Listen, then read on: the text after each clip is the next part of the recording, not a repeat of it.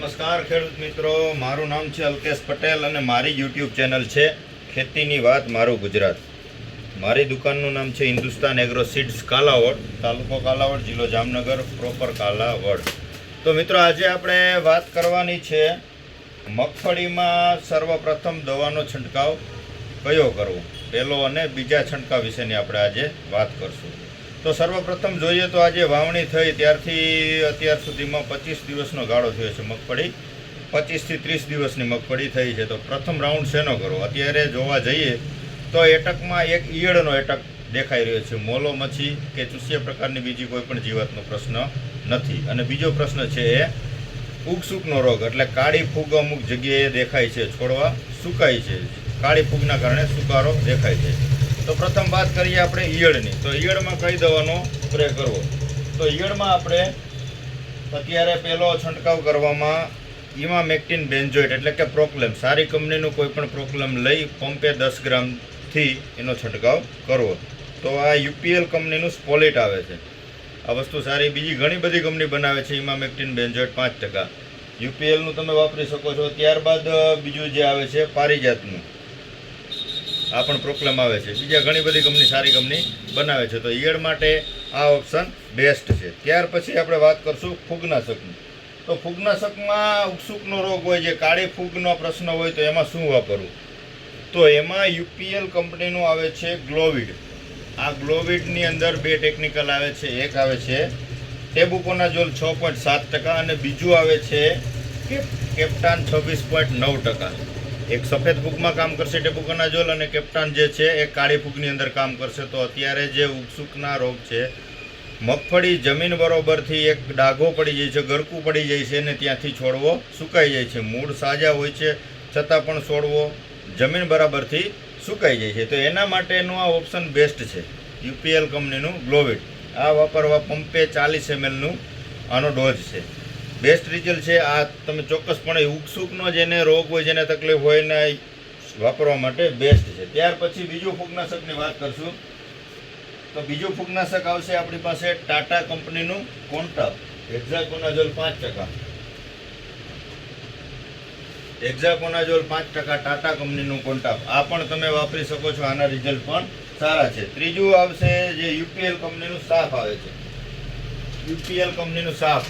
આ પણ કાળી ફૂગમાં આનું કંટ્રોલ સારો કરશે. આનું કારણ છે કે આની અંદર કાર્બેન્ડાઝિમ 12% આવે છે, જે કાળી ફૂગનું ટેકનિકલ આવે છે, અને મેન્કોજેબ આવે છે. યુપીએલ કંપનીનું સાફ, આ તો બધા ઓળખતા જશો, આ રનિંગ પ્રોડક્ટ છે. આ વસ્તુ વાપરી શકો છો. ત્યાર પછી આપણે જોવા જઈએ તો કોઈને મગફળીમાં નોર્મલ પીડાશ દેખાતી હોય, એવો કોઈ પ્રશ્ન હોય, તો એની અંદર તમારે બીએસએફ કંપનીનું લિબરેલ આવે છે.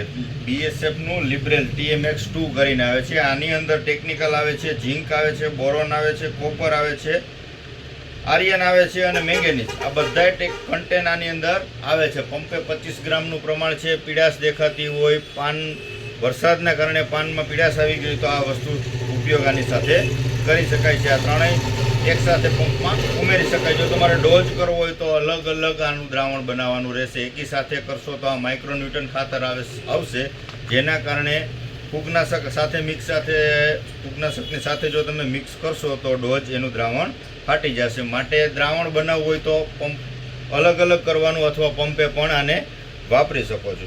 હવે મિત્રો, આ વાત થઈ આપણે મગફળીમાં પહેલા છંટકાવની, પહેલા રાઉન્ડની. ત્યારબાદ હવે આપણે વાત કરશું અમુક લોકોને જે મગફળી ઓરવીને કરી છે, 50 દિવસની કે 60 દિવસની મગફળી થઈ છે, તો એને શું વાપરવું? બરાબર છે. તો એમાં ઈયળ માટે સર્વપ્રથમ આપણે વાત કરશું. તો ઈયળ માટે એ લોકોને બીજા રાઉન્ડમાં FMCનું કોરાજન, FMC બનાવે છે, અથવા બીજી ઘણી બધી કંપનીના કોરાજન આવે છે, જે માર્કેટમાં ઉપલબ્ધ છે.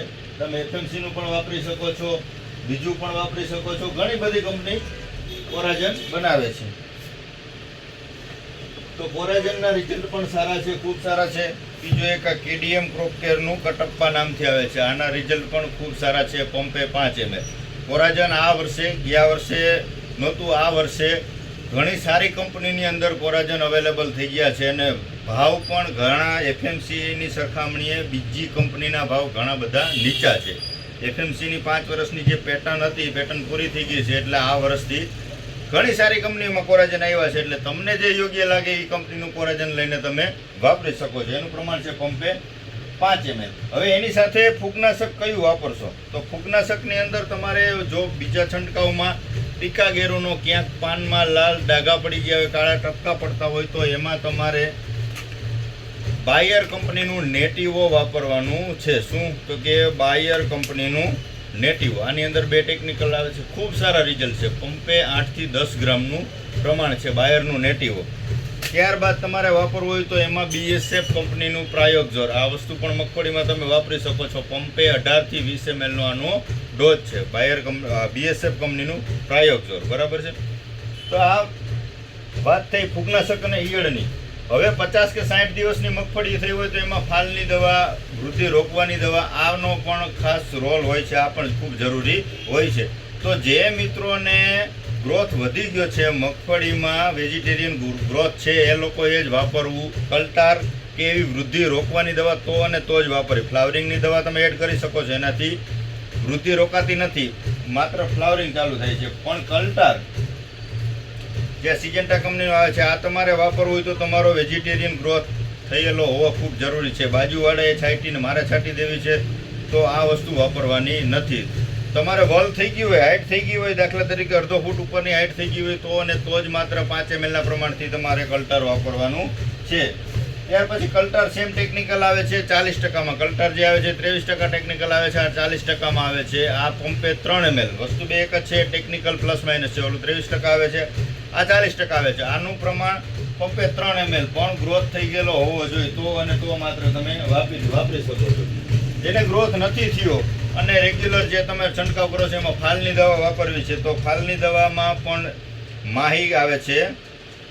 આ આવે છે કેડિયમ ક્રોપકેરનું. આ વસ્તુ બેસ્ટ છે. આનાથી ફ્લાવરિંગ લાગવામાં, ટૂંકી ગાંઠે ફૂટ કરવામાં ખૂબ જ આના સારા રિઝલ્ટ છે. આની અંદર ટેકનિકલ જોવા જઈએ તો સોડિયમ પેરા નાઇટ્રોફિનોલેટ 0.3%. આ વસ્તુ બેસ્ટ છે. આ વસ્તુ ફ્લાવરિંગ માટે બેસ્ટ છે. પંપે 15 થી 20 ml નો ડોઝ આવે છે. તમે આનો 1 રાઉન્ડ મારશો એટલે તમને અંદાજ આવશે. તમે થોડી જગ્યા છોડી અને આનો ઉપયોગ કરશો તો તમને રિઝલ્ટ આનું બેસ્ટ જોવા મળશે. હવે આ બધી દવા છંટકાવ કરો ને ત્યારે એક અંગત સલાહ છે, અંગત ભલામણ છે કે તમે કોઈ પણ કંપનીનું સ્ટીકર, કોઈ પણ કંપનીનું સિલિકોન બેઝ સ્ટીકર તમારે પંપે 5 ml વાપરવું, જેથી કરીને વરસાદમાં તો કામ કરશે જ. તમે દવા છાંટતા હોય ને વરસાદ આવી જશે તો રિઝલ્ટ મળશે જ. તે સિવાય જે તમે કોઈ પણ દવા વાપરો છો તો એનું રિઝલ્ટમાં ખૂબ જ સારા પરિણામ મળે એના માટે એનો મહત્ત્વનો રોલ હોય છે. કેમ કે દવા તમે છાંટી તો એ જ મિનિટમાં, એ જ સેકન્ડમાં તમારો આખા છોડની અંદર દવા પ્રસરી જાય છે. આનો કોઈ મોટો ખર્ચ નથી. માત્ર પંપે 5 ml વાપરવાનું હોય છે. આમાં જે ઓલું આવે સિલિકોન બેઝ એ જ વાપરવાનું હોય છે. આમાં જે ઓલું ગુંદરિયું કે ચીકણું આવે એમાંથી 10 કે 15 ml જે પંપે વાપરવાનું આવે એમાં રિઝલ્ટ મળતા નથી. માત્ર 5 ml સિલિકોન બેઝ. આના તમે ડેમો લેશો, એક પાન ઉપર પાણી મૂકી અને આમાં સળી બોરીને નડાડશો ને તો એ જ સેકન્ડમાં પાણી આખું પ્રસરી જશે. તો કોઈ પણ કંપનીના સારા કંપનીનું તમે સ્ટીકર આમાં ઉપયોગ કરી શકો છો. બરાબર છે મિત્રો. આવા અવનવા વિડીયો, હવે આના પછી નેક્સ્ટ આપણો વિડીયો કપાસનો બનાવવાનો છે, તો અવનવા વિડીયોની માહિતી મેળવવા માટે તમે આપણી ચેનલને અચૂક સબસ્ક્રાઈબ કરજો અને બેલ આઇકન દબાવીને લાઇક કરજો અને બીજા ખેડૂત મિત્રોને શેર કરજો. મારી દુકાનનું નામ છે હિન્દુસ્તાન એગ્રો સીડ્સ કાલાવડ. મારા મોબાઈલ નંબર છે 9727 042 050. તમામ ખેડૂત મિત્રોને એવી સલાહ છે કે તમારે કોઈ પણ જાતની ખેતીલક્ષી માહિતી જોતી હોય, તમારા એરિયામાં ક્યાં દવા મળશે, કઈ જગ્યાએ મળશે, કઈ વસ્તુ વાપરવી એની યોગ્ય સલાહ જોતી હોય તો મને ગમે ત્યારે કોલ કરી શકો છો. તમારા નજીકના એરિયામાં મેં જે તમને આજે વિડીયો દ્વારા બતાવ્યું છે, તમારા નજીકના એરિયામાં તમે જ્યાં ક્યાંયથી લેતા હશો ત્યાં આ બધી વસ્તુ મળી રહેશે. તો ત્યાંથી તમે મેળવી શકો છો. છતાંય તમારે કોઈ પણ માહિતીની જરૂર હોય તો ચોક્કસ મને ફોન કરી શકો છો. આગળના વિડીયોમાં નેક્સ્ટ મળશું. જય જવાન, જય કિસાન મિત્રો.